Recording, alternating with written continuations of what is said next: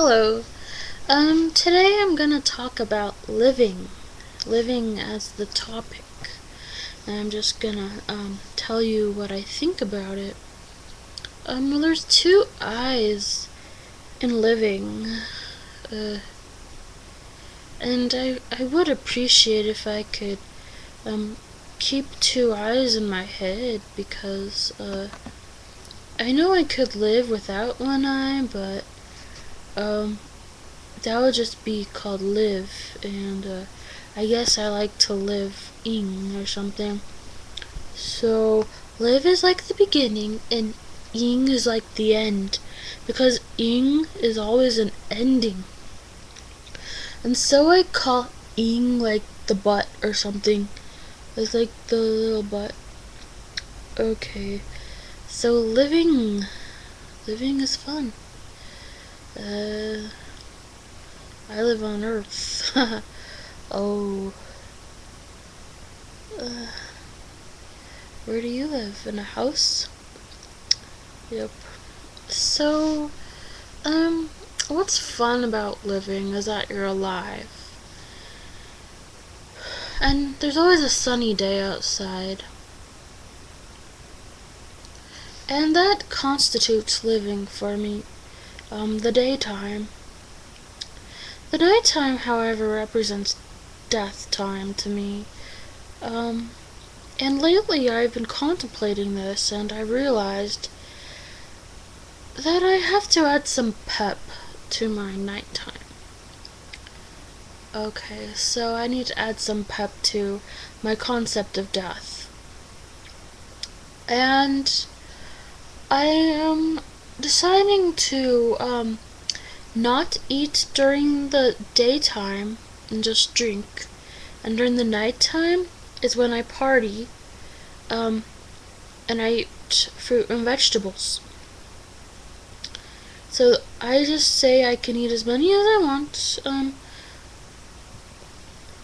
but after a while it starts getting a lot, so then I stop, And it's kind of like a chaos time for me, the nighttime, I'll sleep when I want to, and I'll read when I want to, and I'll watch TV, and whatever.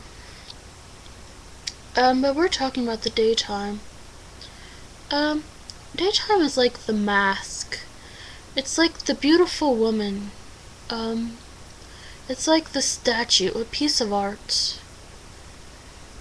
It's something you look at.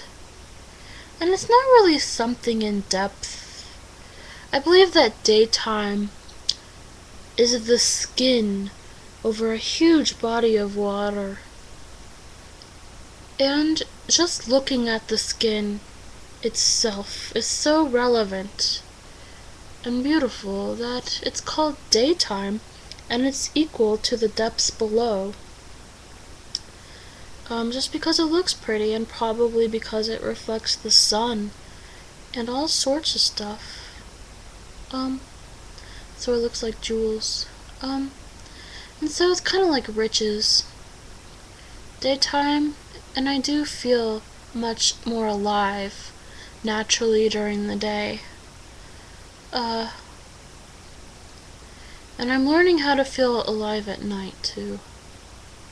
But it's like my mind wants to rationalize all of this stuff, and so I can internalize it, and I want to write some books or something later in my life. So daytime living. What is living? Living is like a straight up being, manly man walks the earth and lives. Like a caveman, he's living. That's about all I know of it right now. Simply because there's so much gunk in the world, and it's just babble. It's just babble, babble, babble, babble. And those are seeds for major relevances in the future. But for now, it's babble, and it hasn't expanded so much that you can read it intelligently. At least I can't. So now I'm finding the sun, following it for myself.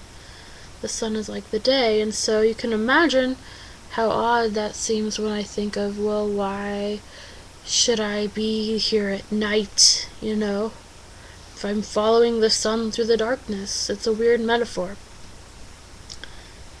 Okay, so, daytime should be something precious. It's not always as loud as a lot of people, mask it to be. It should be gentle and flowing. And I believe I want it to be on equal terms with my night logic. Just like uniting the left and side right of the brain, to make yourself more whole. And I'm learning to work with energy so that when I live righteously, it's just not a term to throw around. When I'm learning to be true to myself, and that's really good. It's really hard though, because I have a lot of memories in the past of bad things happening. And this is a common story told by many people. At first, when I heard this story, I'm like, why do these people talk like this? It didn't make sense to me rationally or by emotionally feeling who they were. It just didn't fit together. The pieces still don't fit together.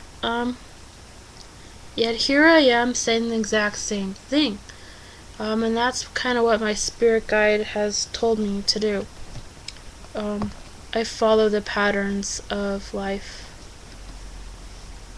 It's kind of cool. It's like a dance or something. Yeah, living to me is like shopping. That's a general term for life. It's just a reflection of sex, which makes life. So it's kind of rudimentary, but it's true. It's a seed for the future. And my spirit guide did take me shopping a lot to prove a point that I am still rationalizing. I say spirit guide because this one guy told my dad that, oh yeah, she has a spirit guide, blah blah blah, but he's not my spirit guide, he's my teacher. I have got to switch that around in my mind and say the true thing, but sometimes my mind attaches to things that it actually wants more.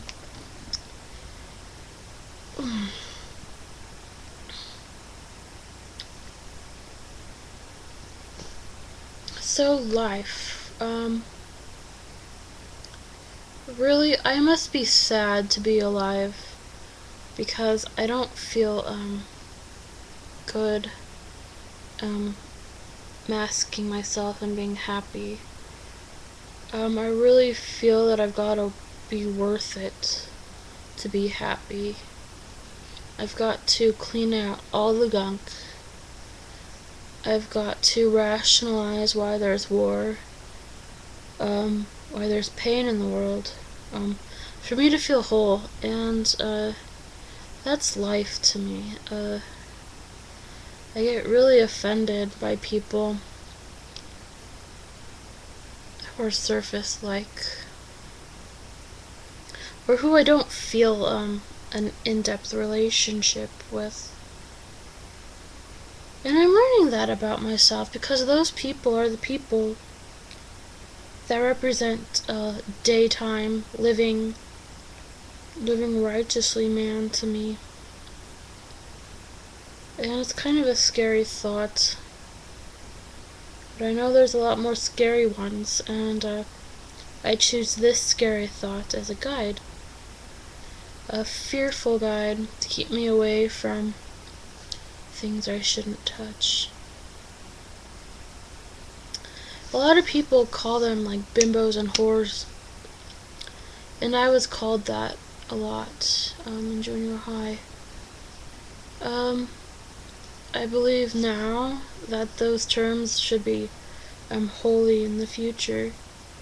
Um, right now we're just trying to wonder why there is life on Earth, and why don't plants have sex or something? Humans do, but that strange creation mechanism within us creates brightness that shouldn't even be there. Is simply an illusion compared to the beauty of uniting with another. And it's a problem because we can rationalize it. It just feels good to think about it, and wonder. And it often gets us into trouble to think about these wonders. But we keep creating more wonders, and we'll keep thinking.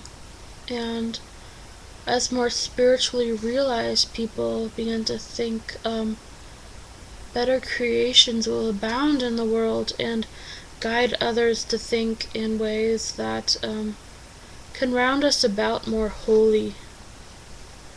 And I look forward to these years in the 2000s. I'm really pondering what the pace is going to be like.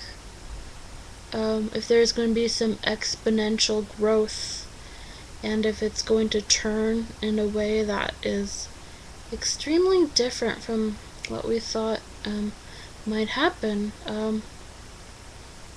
The fishes of robots coming to Earth with us creating simply robots. There's a possibility that with this new season of spirituality, it could simply become more spiritual, and we're simply afraid of the spirit, and that's what we're processing now. We're getting more spiritual, and we're getting more electronic stuff like computers. It really is expanding everything. And I still have a problem with electronic stuff, but my spirit guide was very much into it, and it represents the mind to me, and that's an alien kind of thing to me, and I'm learning to live with it, which is cool. Okay, so that's my treatise on living. Bye!